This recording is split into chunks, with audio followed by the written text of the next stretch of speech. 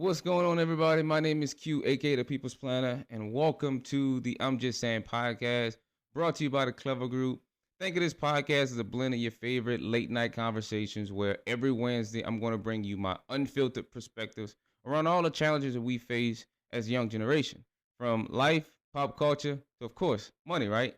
And even address a lot of the issues that you probably scared to talk about. I'm just saying. If you think you're ready for that, let's be clever.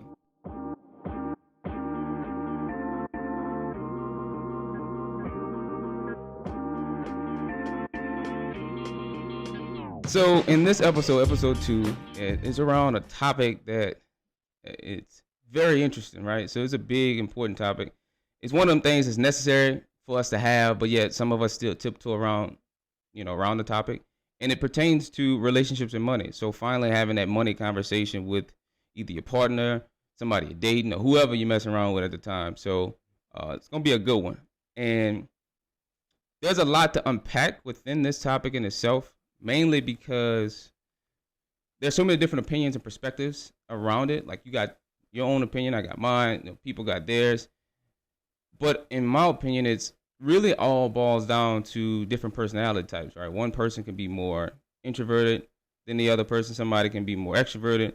There's so many different dynamics that can go into having, or at least trying to have, this conversation, which is the reason why most of the time, some folks tiptoe around trying to have it, right? And there's some other people on the opposite end that are a little too aggressive trying to have this conversation, right? Which both sides can throw folks off. But to kick this off, check this out. I got a question. Somebody asked me, I'm going to ask you. Went on a date, so not with somebody that you're messing with, not somebody in a relationship with, went on a date, when dating. When is the best time to bring up finances without ruining the mood? It's a hard one, huh? Yeah, coming out swinging. To answer that on my side, my opinion is it's timing, right?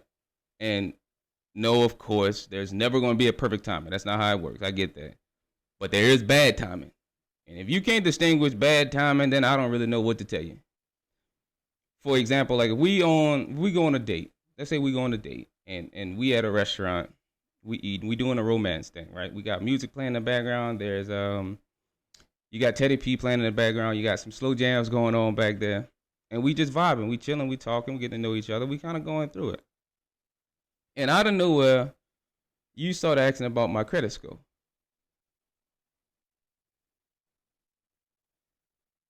Yes, indeed.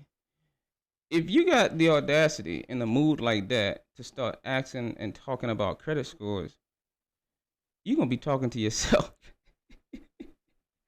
Because there's no reason to be talking about stuff like that in that setting, right? Like, I'm not saying that day, that time, but in that setting, like, there's no reason. Like, there's being direct is cool, but the timing factor is important. So being able to read the room, basically.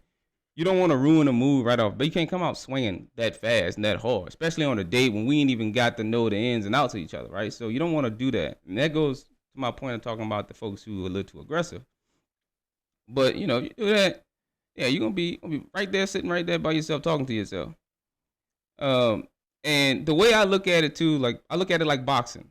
Like my cousin, he a boxer, and from watching it and understanding it, before you throw the haymaker, you got to set up some jabs, man. You got to be able to jab before you throw the fastball, right? Because if you come out the gate swinging, you just going, like, everybody know your superpowers now. So, being able to kind of set it up and be smooth with it where it doesn't seem like it's forced, I think that's a way, in my opinion, to approach it. It's almost like, watch this, let's have a conversation. Let us have a conversation. Let's say I'm trying to get to that finance talk. But instead of coming straight direct, here's how I would do it. Have you eaten here before? Oh, okay. Well, what places you normally like to eat at? Oh, so where was that fancy place? Like, what was the best place you ever ate? Like, where was it? Oh, Atlanta. You like Atlanta? That's my city. Yeah, you ever thought about moving out there? Yeah, you might as well. Like, buy your house out there in Atlanta. Yeah. If you had to build a house, like, what kind of house would you build? A glass house. Well, damn, what your credit score is? You see that? It's smoother. You gotta ease your way into it, right? They ain't even know what's coming. So, and versus versus trying to come out the gate straight up like what you like being able to like ease your way into it, I think is a big way. I'm just saying. That's just my way. All right, I'm just saying. But here's the deal. Like being open and honest, to be true, like being open and honest is the best way to go. Like, it's the best policy. And at times it could feel like, if you're all one of those folks who are a little too aggressive, it can feel like you're trying to drop a bomb. You're dropping a bomb when it comes down to that talk. You're blowing up the whole vibe. But really, it's like it's a timing thing, right? And vice versa with the person who's probably more along the lines of tiptoeing. You got to be able to kind of feel comfortable when you have that. So it's better to tackle it early than too late. But being able to, in general, be comfortable having it, I think, and being able to work your partner out and read the rooms. I think those are the biggest thing that come into it, because you got to understand, like I said, the different personality types mixed with the vibe, mixed with the timing. I think all that kind of plays a big role into the whole thing, and it's going to be awkward. So, embrace the awkwardness, folks. Like, embrace it, because it will be awkward. Addressing the money talk early is big. Like, it's like building that solid foundation that you need in the beginning. Like when you're building a house, it might be uncomfortable trying to put it all together, but you building something that can ultimately last and weather any storm that come about. So having that conversation early versus late is big. But reading the room and knowing the mood, knowing the vibe is also big. The second part, kind of going into that, is like, as it pertains to somebody who's your partner, right? Somebody that you're actually in a relationship with. Talking about that long-term financial goal, financial plan, like, when is the best time to have that conversation with somebody? And same kind of concept, right? It's really like, it's like trying to get somebody's number. If you at a party trying to talk to somebody, if you try to get their number too fast, you look a little desperate. And if you do it too late, well, somebody else probably gonna get it. You gonna miss that shot. So you kind of gotta find that sweet spot. Oh, I know my analogy all over the place, but trying to find that sweet spot in order to kind of get the conversation going, versus trying to, you look like you're fishing for something versus you look like you're too nonchalant about it. So you kind of gotta find that sweet spot, in my opinion. I'm just saying. And the timing of it, as it pertains to like time, like time is not like, have it as soon as you can, as soon as the window open to have it, and embrace it. Because when you start talking about stuff like this with your partner, like when you start having these conversations, like embrace that, because it's a bonding moment, right? It's a moment for you guys to bond and get to know really what's going on under the cover, where you're trying to get to, and start planting those seeds right now, right? And sharing this, it can be a big transition in a relationship. You know what I mean? So being able to have that conversation long term, talking about what each other's trying to do financially, goal wise, whatever it is, that it just creates an atmosphere that both of you can use to align with each other, see where where you guys stand. The next point in the talk is, this is a big one. This is the elephant in the room to address, and it's the unequal income, right? Is it a deal breaker for y'all, or is this another hurdle that you got to go through? What you think, right? Let me know in the comments, all right? This one is big. Ladies, females, women, this one is especially for you. Men too, but for the same reason as females, though. When you got somebody, when you're the breadwinner, woman, if the woman in the relationship is the breadwinner, and you're dating somebody who's either not living luxury, or they're living too much luxury, and they're not trying to figure it out, right? But you love them, quote unquote. What do you do? Vice versa for men. In that same sense, like, you're dating dating a woman that same category. She's going out and buying everything. She's doing this. She's staying on, like, what? How do you differentiate that whenever they're not trying to figure it out, right? And but they could be figuring it out, but they're just settling. How about that? So they live in luxury, they're not trying to figure it out, or they are figuring out, but they just settling and relying on you to take the load. Like, if you love them, quote unquote, what you doing? This is a good topic, good conversation. I know some folks stick it out, some folks leave, and some folks just get stuck, right? You don't know what to do. You just there, then you got a tick just sucking the blood out of you, and you just don't know how to handle it. But here's the thing, like, from my opinion, I look at all relationships, every relationships I've ever had, relationships I have, it's a business partnership to me. And I look at it from that angle when you talk about, Hove and Beyonce, when you talk about Russell and Sierra, when you talk about those power couples, right? Like, I view relationships as a business partnership, to be completely honest. And the reason why I say that is because this is your business partner. Like, being able to make decisions financially with this person in my life that I got to spend the rest of my life with, I think that's a big thing to have. And I approach it that way, and I think it is, and it's just me. Like, I'm just saying, like, this is my view, my perspective on it. Having it that way is big because, you're able to discuss financial expectations early, share goals, and I get to understand you, right? Because a lot of things move around money when it comes down to, like, motivation wise. A lot of things, whether it's money directly, it might not always be directly money, but it's always tied to it. So being able to kind of discuss that and look at it where are we trying to get to from a business standpoint together, because we're a unit. That's the way to approach it, right? And being able to have, like, yearly planning, like, every year do an end of the year planning. You do it for work. You do it for any other thing else. So being able to do it in a relationship where we kind of goal planning, financial planning, kind of see, if we're on the same page. Because like, love can only get you so far, in my opinion. I'm just saying, like, love can get you just so far. Especially when you're in this position where, like I said, like, you're the breadwinner, and then your partner is, living lavish, right? They just spending everything, and they're not trying to figure it out, or they are figuring it out, but just settling and relying on you to do it all. Like, I think that's a lot of that, deserves some answers and some responses, because, some folks who stick it out and the folks that are stuck like that, you can be in a tight spot when you love somebody, because now we're making business moves, but the emotion side is really taking over, right? Versus it being that business partnership is more of just a relationship, and then it can leave some rough feathers, right? Because overcoming financial disagreements and disparities in the beginning, I think, is crucial, and it can lead to that, like I mentioned earlier, that stronger relationship, that bond, right?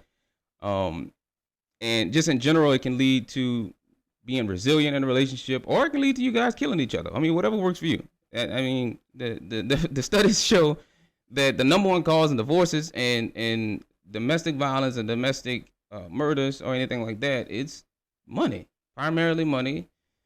That's the biggest thing. So being able to have that and understand that early on, I think is big. I know I got, went too far left with that, but just understanding the idea of, like, making that a priority to have those types of conversations, I think, is critical. And another point to kind of touch into, another point that I think is big, and this is one I think is interesting, just in general. And let me ask a question. Yeah. Who pays the bills when we go out? Who pays what bills? I know we got a lot of, this one here kind of gets a lot of different ideas and perspectives, because so many different people believe in so many different things. I know, but being able, first of all, the topic of this, I guess, point I'm trying to make is the financial red flags you have in dating. Like, how do you see them? Like, how do you identify the red flags in advance so you don't get caught or stuck with somebody that is completely on a different page than you are? And so that question, like, who pays the bill, that's that red flag. I know for me it is, because that answer, my answer to that, is different from everybody else. A lot of folks, my answer is it doesn't matter. I know, talking about that topic, right? You got some folks who believe that if I paid last time, then you got to pay next time. If the bill $100 and it's 50 for me and then 50, I don't believe in none of that. Like, man, if I got it right now, I got it. If you got it, you got it. I don't believe in that equality thing in relationships. Relationships aren't 50-50 in my opinion. They are whatever the hell we can contribute at the moment. You know what I'm saying? Because when you make it 50-50, then everything becomes a battle of I did this, so you should do that. I don't believe in women should be cooking and cleaning and men should be doing this and doing that. I don't believe in none of that personally. Like I'm just saying, like this, my opinion is whoever can contribute at this moment to this thing is who should be doing it. And so when it comes down to who pays the bills and we go out, man, it depends on who got it. If you feel like you want to pay for it, you pay 5 times in a row. But hell, you pay for number 6. And vice versa, because I know I'm making it up in other areas. Because when you look at it, like I said, it's a business relationship. When you start looking at it and you start really counting the cents and you start making it more of a transaction than a relationship, then that's when it becomes very vicious, right? Because what's going to happen is bringing up the relationship where you're the breadwinner and then the other person is, living lavishly or not trying to figure it out. Imagine being in that environment and then that person can't give you half.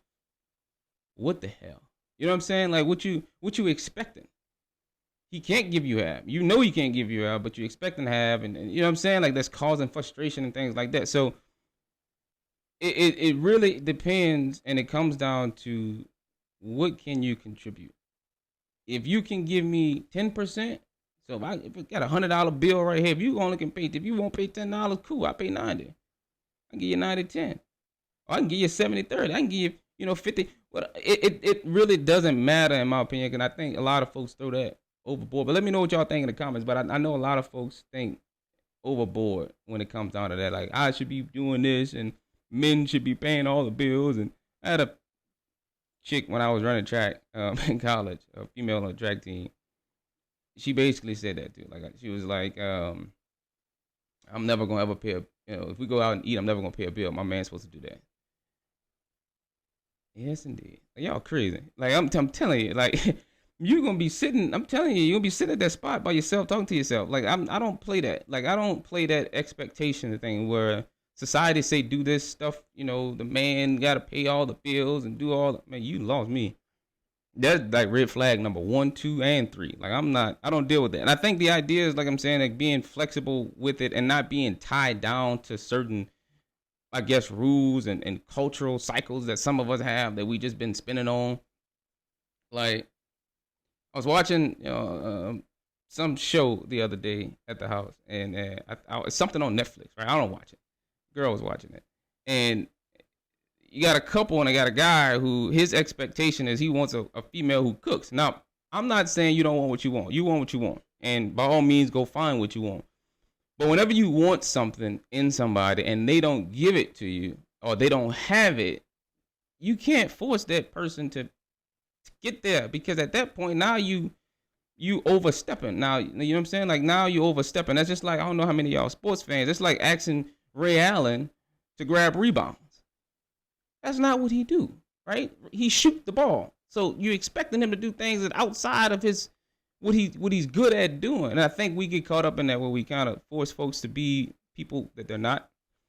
But I don't know, that comes down to like being able to spot those red flags and being able to see them and adjust them. Because it's like, it's really like it looks gorgeous on the inside most of the time. Or on the outside, I'm sorry. The outside of the house look beautiful. Everything look good. Like, you think when it comes down to having this conversation and talking about that, like from the outside of somebody that might look good, but then inside of them, when they start talking about money, they all over the damn place. They don't really know. Like, they're not thinking about money. Like, that's another red flag. When you're not thinking about it, or when you're thinking about it too much, that's another red flag. Never knowing where it's going is a big one too. So when you like look at your bank statements and you just say like, I don't know where this money is going. Come on, man. It's certain disciplines that I'm not saying be a, I know I'm in finance. So I'm not trying to butcher that coming from my perspective. But the idea is whenever you don't have the discipline when it comes down to money, that can be tough to deal with. Because like I said, it's a business relationship. It's not just transaction there. And another big one is always wanting the next hot thing. And this is my opinion. Like I said, I'm just saying. The idea is it's okay to want what you want. whether it's a person, whether it's things, whether it's doing stuff. It's okay to want what you want. But you want this again? You just bought this phone last year. You just bought this car last year. You just did this. You just went out here. You just spent on this. You just got when at some point certain things become more liabilities than it does like adding value. And that's when, like I said, that business relationship conversation comes in where, hey man, this ain't benefiting the business. It ain't benefiting us all together. I'm not saying don't go out and do the things that you can enjoy, but you've spent a whole lot over here versus, you know what I'm saying? So that's another thing. And really how to address it is to understand like having those small tests being thrown out. Right? So throwing out some small tests to see how they react, right? Look at the reaction. And if you haven't seen Think Like a Man yet, go watch it and look at Megan Good's character, right? The way she kind of played it talking to Zeke, you know, she's trying to get to know what is his long-term goals and what is his short-term goals. And the way he responded, right, when he said he fly by the sea a Paris kind of guy, like when he responded in that way, it kind of threw her off because she was able to kind of see where he was going with this. So being able to kind of throw some small tests out because he had no idea. Throw them small tests out to kind of see, you know, which way you're leaning. I think that's a big way. You know, talk about the dreams and stuff. And if you're that person that says, oh, that's too much work, then you probably the red flag. I'm just saying. But finding somebody that it aligns exactly with where you want to be or where you are, it sounds good, but it ain't easy. And the idea really becomes a thing where it's like, you might have to compromise on some things, right? You might not be able to get everything you want out of a person, especially when it comes down to talking about money. Like somebody might be more introverted, more extroverted, whatever the case may be, but having a conversation is necessary because understanding who you have, understanding who you with, understanding what you're willing to give up is much better than down the line y'all got to fuss and fight about this all over again. You know what I mean? But that's my take on it. That's my spill on it. Let me know what y'all think in the comments below. But in the meantime, that's all I got for this episode. Episode 2 was great. Man, feel free to share, like, subscribe, you know, comment, show some love to the page and the channel. We're bringing a lot more content towards to the channel as it pertains to the young generation. But being able to kind of put stuff out like this out, man, and being able to express a lot of these uncomfortable conversations is the whole idea. But show some love below, man, and really appreciate y'all for tuning into this episode and be back here next Wednesday. But in the meantime, you know the motto, always be clever.